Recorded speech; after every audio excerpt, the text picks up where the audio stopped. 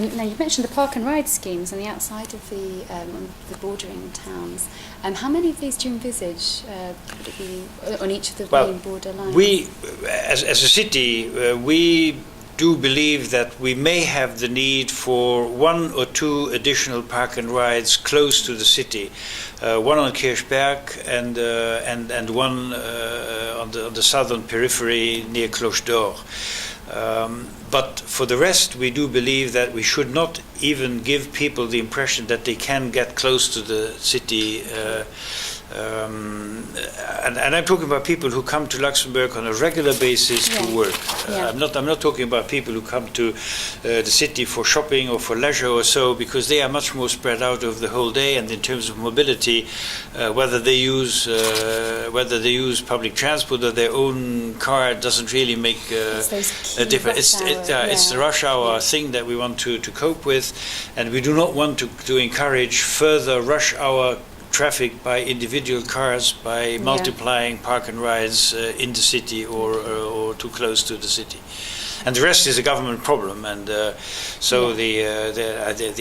have it's particularly towards the south of the country, so towards Belgium and France, and the idea would be to find locations for larger park and rides as close as possible to the main railway lines that go into Belgium and into France. We have 2 facts that have struck us recently. One is that almost 1/3 of all households living in Luxembourg City at the present day do not have cars.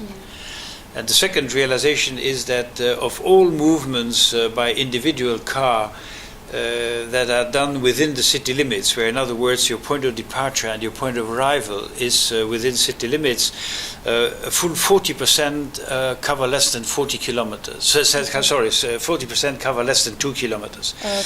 So in other words, these are movements which we believe could easily be done either by foot, on bike, or using public transport.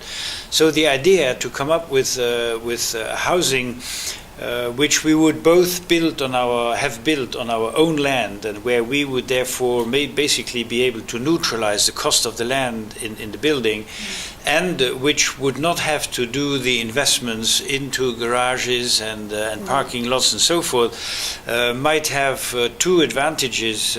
One, to be really less expensive than the normal cost of housing in Luxembourg is, and secondly, enable us to introduce this form of to mediatize, if you wish, that's sort of form of living in Luxembourg. So this does not mean that the people who would be living there would be prohibited from having a car, except that they would not benefit from the facilities that normally are associated with it. They would not have a garage, they would not get residence parking permits and so forth. So it is aimed at people who, in any case, can envisage urban life without a car.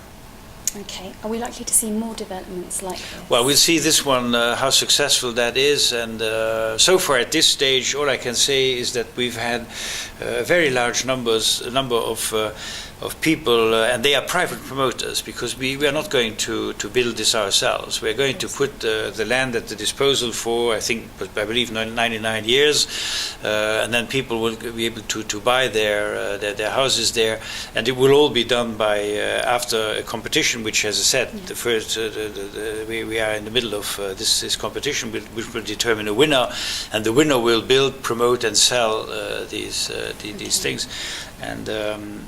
So we will wait and what the uptake on that is.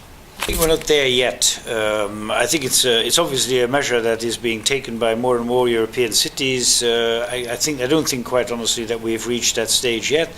And we do believe that if everybody was made aware of the fact that they do not necessarily have to use their car for whatever travel they're doing, then we can still survive for quite a while without having to impose fees.